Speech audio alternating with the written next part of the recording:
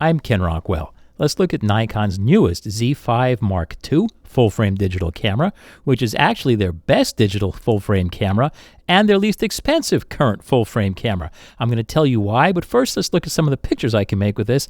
Here's the Splash Cafe, along with Jesus on the right-hand side. This is shot handheld at a 15th of a second at 62 millimeters with the Z5 Mark II and the Z28 to 400 millimeter VR at f6, wide open, at auto ISO 400.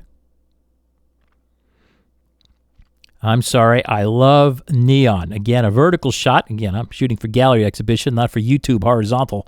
This is shot handheld at a 30th of a second at f6.3, wide open, at 105 millimeters with the Z28 to 400 millimeter VR at auto ISO 140. Here's the Pismo Beach Pier at dusk. This is handheld, wide open at an 1/8 of a second at f4 on the 28 to 400 millimeter lens with auto ISO ramping up to ISO 640. And what I love is I'm all about color. And the play of the blue and the gold, those colors have been classic colors since the dawn of the ages. Why? They're directly opposite from each other on the color wheel, so they complement each other and they work together. Here's an Agave, Baywood Park, California, shot with the Z28 to 400 millimeter at 28 millimeters at f8 at a 250th at auto ISO 100. I love the colors I get with my Nikons. These are all shot with the vivid picture control mode and the saturation set all the way up to +3. And you can see all this information at the user's guide I'll be publishing at my website, kenrockwell.com, for this camera. And also, you can download all of the original camera files for all these images at my review at my website, kenrockwell.com. The links are in my description, or just use the search box at kenrockwell.com and you can get to that. And there's a much more detailed review up there than I can possibly cover in this video. This is handheld, 55 millimeter setting at f8 at a 250th at auto ISO 100. And this is actually as it was shot. I didn't do any of my usual color manipulations or anything else. Here's the setting sun in Pismo Beach, California. This is from a Nikon Z5 two-shot with the 28 to 400 millimeter VR set at 400 millimeters, wide open at f8 at a 500th of a second at auto ISO 100. Don't let anybody tell you that this lens isn't sharp. It works great. This is under the Cayucos Pier, shot with the Z5 Mark II. The Viltrox autofocus 16 millimeter f1.8 ultra wide, handheld at f8 at a 30th at auto ISO 100.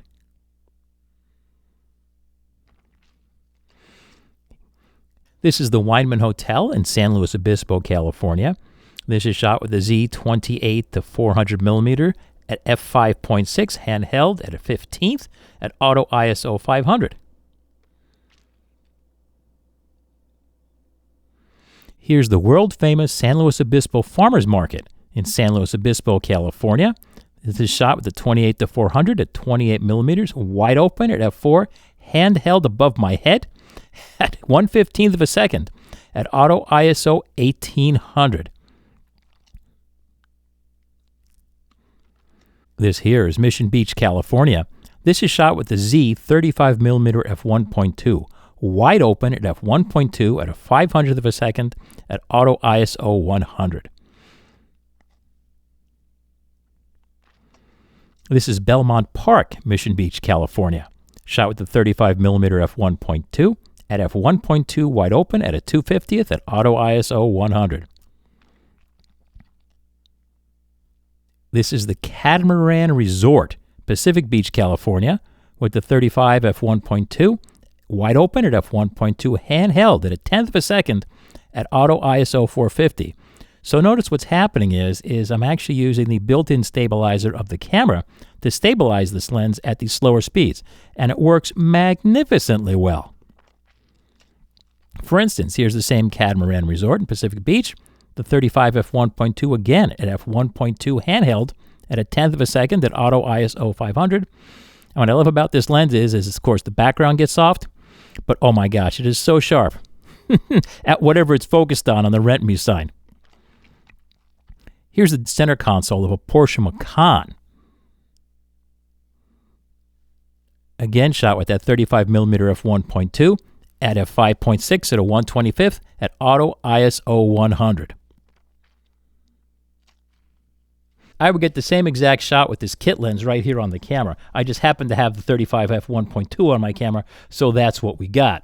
Among the many reasons this is so much better than the more expensive Nikons is, technically the image quality is there. 15 to 30 frames per second is all I would ever need for sports photography. I mean, yeah, back 5, 6, 7 frames per second is never enough. 10, 15 is close, and by the time you get up to 30, you don't want that many frames, because if you actually shoot every day for a living, what you start realizing is you get so many frames, it takes a lot longer to dig through them. So the sweet spot's probably around 15 frames per second, which is still fairly high, which this camera easily does. And the other thing is, forgetting about the obvious facts that it's less expensive and lighter, the ergonomics are superior to every other Nikon full frame. Why? The biggest thing is it has a mode dial, is usable by my one thumb. Here is I'm actually shooting with one hand, so I can use my other hand for whatever else I have to attend. The other cameras in a store, if anybody even goes to a store, I haven't been to a retail store since 1973, but they'll have a control dial here. That's useless because now I have to pull my second hand in, and I don't usually have the second hand free because I'm usually either working it as a lens shade or doing something like that. I don't want to be constrained like that. So that's less useful. And even worse is the fanciest cameras lose that mode dial entirely. All you have is a mode button. So you have to hold the button and spin another dial. But here's the thing with this, if I want to go from, say, program to aperture preferred, it's just 2 clicks. I can do that without looking at it. The other things, it sounds silly, but when you shoot every day, all day like I do, you have to hold down a mode button and then spin this, take your eye off your subject, look through the finder and figure out what the setting actually is, and wait the fraction of a second for the display to catch up to wherever the ring is. And it sounds silly, but honestly, that's what matters. When you shoot every day professionally, the most important thing is, does the camera get out of the way? It's how do the pictures look, and does the camera get out of my way and get my pictures? And this does a better job of getting out of my way than any other Nikon full frame.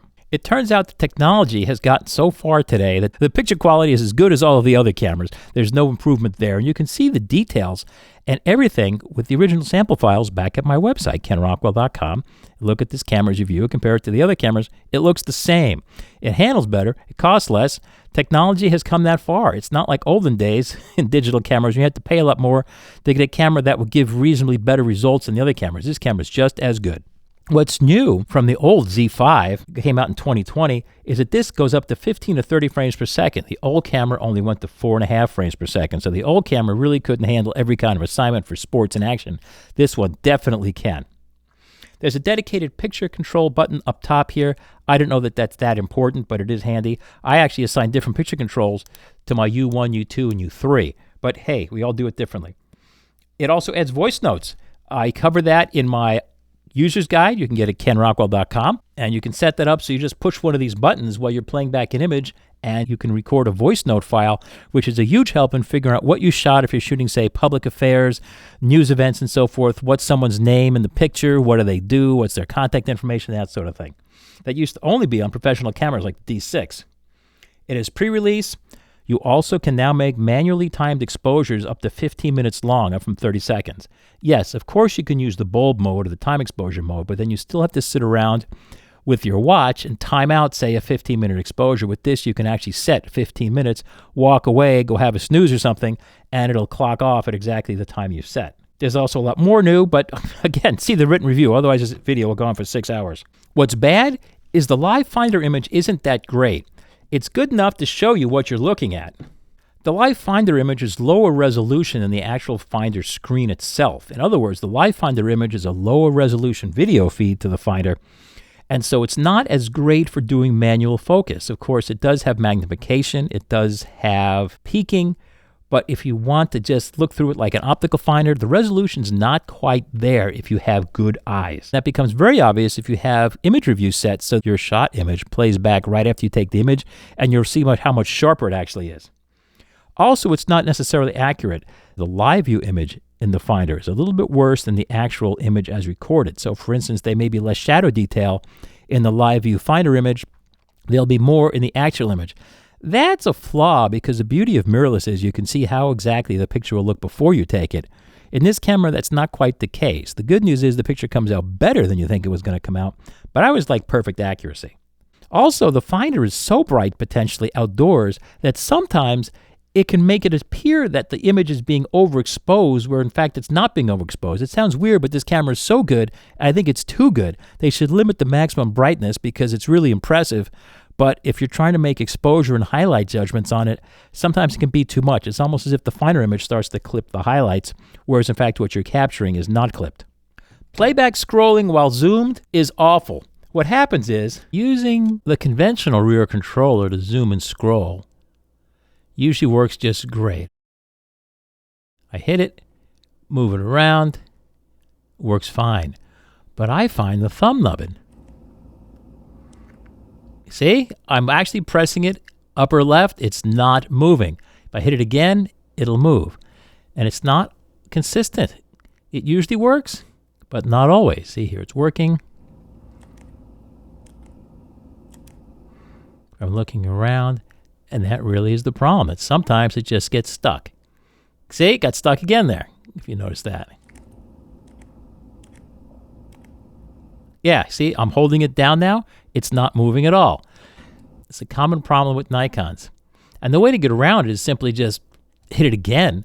But honestly, that's okay. I'm pressing it to the lower left now, and again, it's ignoring me. I have to hit it a second time. Now I'm going to the upper right. It's not moving. That's not acceptable. And that's my concern with this. Many of the Nikons I've used have done the same thing. They just occasionally ignore me, which, shooting as much as I do, that's not acceptable. Other brands of cameras don't have this weird quirk. Also missing is that there's no 4:3 or 4:5 ideal format crops. You get 1:1 square and 16:9, and that's it. Now the problem is the sensor is unprotected. When you shut off the camera, it's got a bare sensor there, which is going to collect dirt and crud.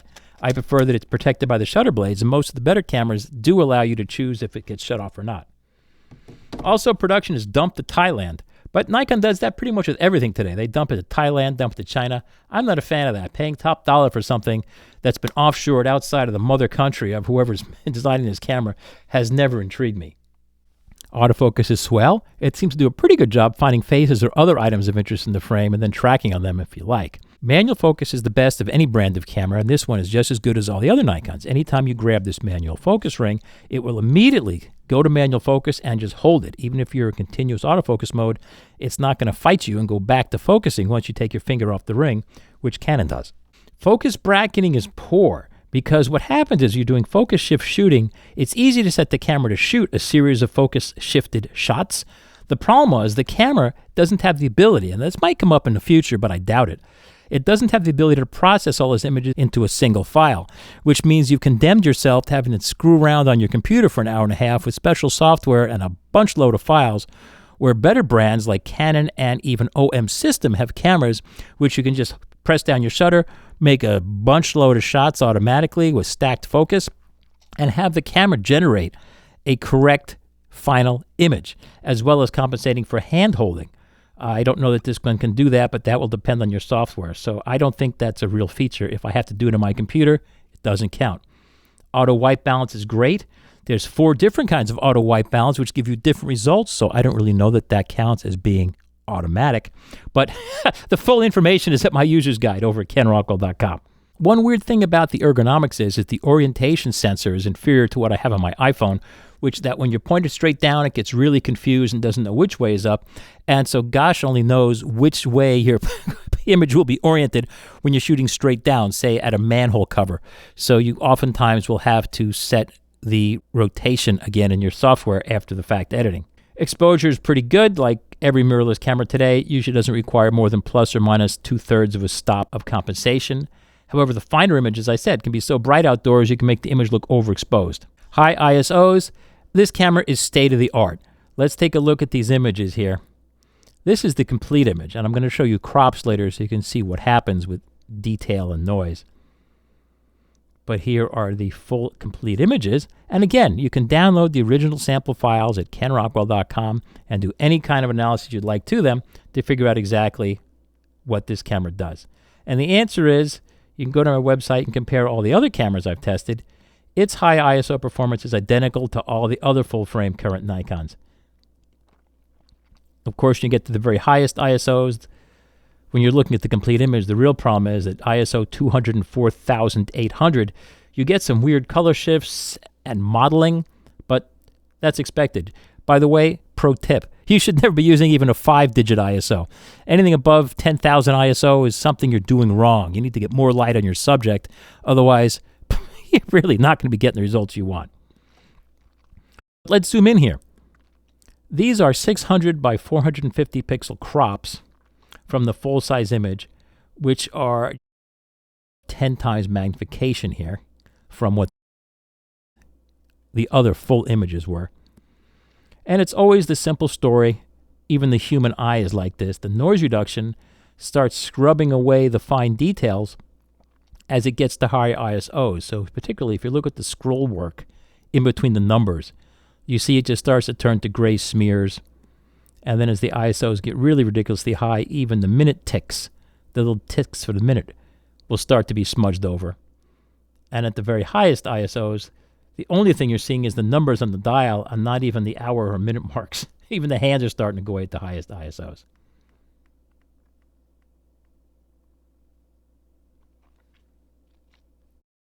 Interline transfer smears excellent. Oftentimes when I shoot images like this where I've deliberately put a way too bright sun in the middle of the image, there'll be a vertical smear, which is actually, as the system is trying to read out from the various sensor wells, one line will bleed into the next and you'll get a vertical smear.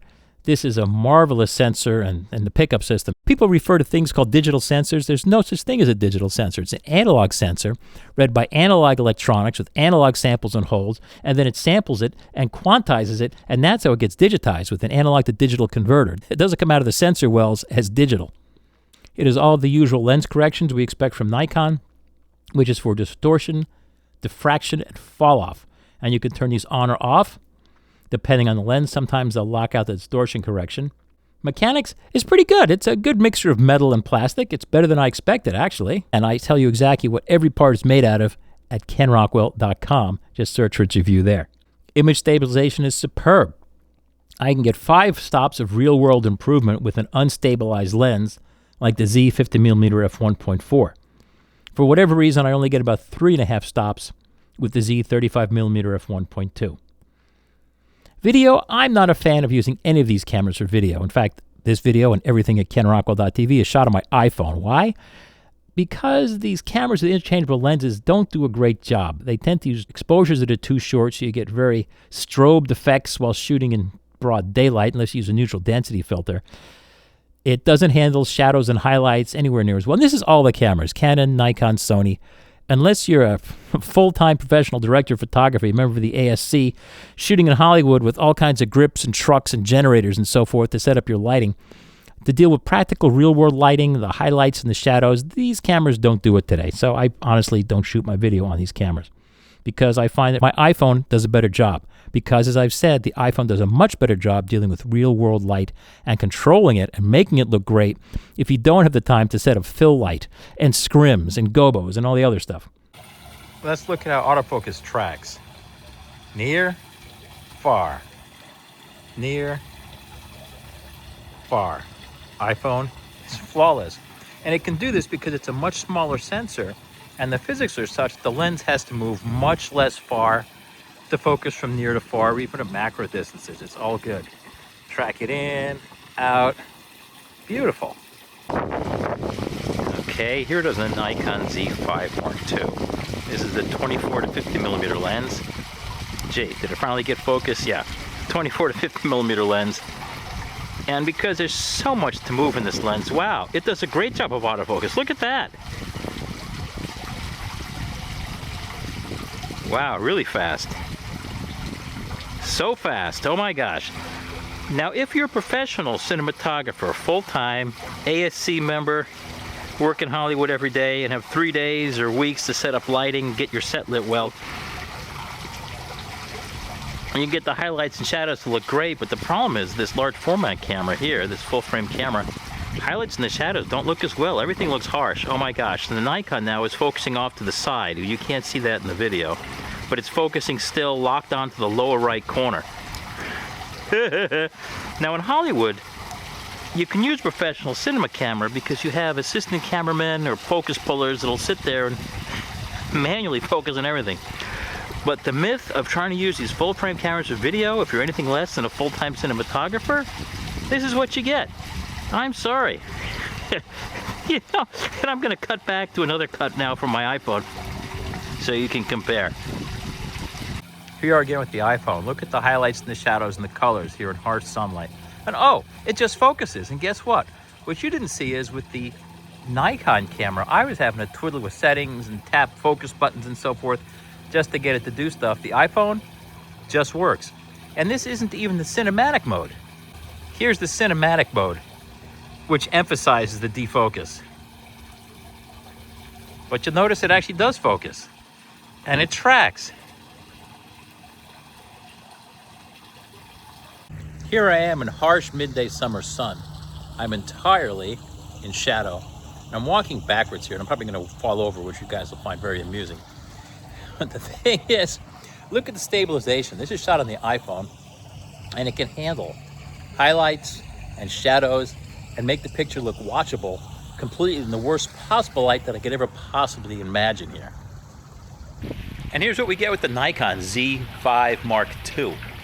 Walking around here, the stabilization's inferior, and also this is not any dig on the Nikon. Actually, the Canons and Sonys do the same thing, and it's sad. People get all excited about buying one of these mirrorless cameras for video when the iPhone that they already have does a much better job. You see, this camera can't handle shy lights. See, look at my forehead, totally washed out. The shadows are awful. Colors are bizarre. Colors are abysmal. And that's what we get. So nobody ever dares compare one or the other because people assume that, quote, the better camera is going to give better video. But no, for video, you really want iPhone. And to circle back again, here's what I get on iPhone. Great colors. See, my forehead is not totally gone. It's working really hard to make it into a useful, visible, beautiful picture. There's a lot of magic that goes on in the iPhone that no one ever talks about, but it's constantly shooting in HDR and making the picture look like it would look to our eyes, as opposed to requiring all kinds of processing, post-processing, as well as supplemental lighting. That's the thing about working in Hollywood. You see a set with, thousands of lights and scrims and gobos and scaffolding and all that stuff. All that complexity is done purely for the purpose of making it look like they're not using any supplemental lighting at all. It's really that simple. So I hope this shows just a couple of the reasons. It's the stabilizations, it's the colors, it's the highlights and shadows, and pretty much everything about the image, as well as the audio. If there's wind, is always so much better on my iPhone than shooting it on a more supposedly advanced camera. Power? It lasts a long time. I've never had to recharge the battery in the middle of a day. And as I like to stress, it's not a matter of the number of shots you're going to get, as it was with the older digital cameras or even film cameras. The battery life is more accurately defined by how many hours of operation you get, and it doesn't really matter how many pictures you take in the course of that. You'll get so many hours of the camera being on, and if you only take one picture, you get one picture per charge. You could take, I suspect, like most of these cameras, if you're using it in continuous shutter mode, electronic shutter, you can get 10,000 shots or more just making lots of long bursts of images and not spending your time making settings or looking at playback. The charge light's a pain in the neck. What happens is when you plug in the charger, not going to do here live, you plug it in here, it's USB-C, that's great. The problem is the light is invisible. It's hidden under the strap. Where is it? It's this little thing here. Here's a still shot of the orange light. Unfortunately, you don't get the rear tally light lighting up while it's charging. It also may take a few seconds for the charge light to come on. So it's easy to get frustrated that you plug it in and you're like, rats, it's not charging. You try something else. The cable's bad. It's not plugged into the wall. But be patient. Give it a few seconds and the charge light will come on. And again, full user guide at kenrockwell.com. So recommendations, if for some reason you're sold on full-frame Nikon, by all means, this is my favorite and it is the best camera that Nikon makes. Honestly, though, I prefer Canon. This is a great little camera. You compare this to the Canon R6 Mark II, which I also love, a lot. The biggest difference is the company which supports the camera. Canon is a much better company. Yeah, I can say that. I'm not sponsored by anybody. This is just me talking. I buy my stuff myself. Canon is a much better company. They actually care about customers, has much better customer service, much better service department, meaning when I send something to Canon, which is very rarely, it gets fixed, it comes right back. With Nikon, it doesn't always get fixed as well, and sometimes it takes longer to come back. The other thing is the larger selection of lenses from Canon that I think are far more innovative, and Canon makes their stuff domestically in Japan. They actually care about quality, and as opposed to trying to save themselves 50 cents by offshoring it someplace cheaper and pocketing the difference. But that's just me. The other thought that I have to suggest is a lot of old-timers thinks full frame gives better pictures than APS-C cameras. It doesn't. It hasn't for a decade. Honestly, the sensors and cameras are so good, APS-C gives exactly the same results, and I've shot this even 10 years ago. I've shown comparisons. There is no distinguishable difference. People think there's better high ISOs of full frame. No, there isn't. Actually, look at my reviews, look at the comparisons, look at the sample image, you'll see there aren't any differences that are significant. If you're shooting at a reasonable ISO, they all look the same. The only real difference in picture quality between full frame and APS-C is that full frame has softer backgrounds because the lenses have to be longer for the same angle of view. So at the same f-stop and the same angle of view, you'll get less in focus on full frame, more in focus on APS-C. So if you want soft backgrounds, stick with full frame. If that's not your thing, I recommend APS-C. Go for a DX Z50 Mark II, or honestly, my favorite is the Canon R10. But that's all personal opinion. It all depends what you're trying to do. But before you think, oh, I own all these old Nikon lenses, I'm going to use the adapter and use it on this. No. Nikon's sneaky. They make you think everything's going to work. Only about half the lenses they make actually work on the FTZ and autofocus properly and give you the proper data and EXIF and aperture control and so forth. The other half don't work that well. They'll take a picture, but they're a pain to use. So you want to buy the FTZ using your old lenses, and it'll be so clunky because the adapter's the same size as this lens, and you can put the other lens on top of that. What happens is they know over a couple of years you'll wind up buying the Z native lenses, like this lens here. And after you've done that, 3 or 4 years from now, you'll be like, wow, I should have listened to Rockwell back in 2025, who suggested I just go Canon instead of trying to reuse all my Nikon stuff, because you wound up rebuying all the Nikon stuff for the Z system. So that's just me. And I know, too, it's like Ford versus Chevy, BMW versus Porsche. You know, everybody has their preferences. That's what makes it a great world. Again, thank you very much for watching this video here at kenrockwell.tv. For all the explicit details, see kenrockwell.com. And I will look forward to seeing you on the next video. Thanks again for watching.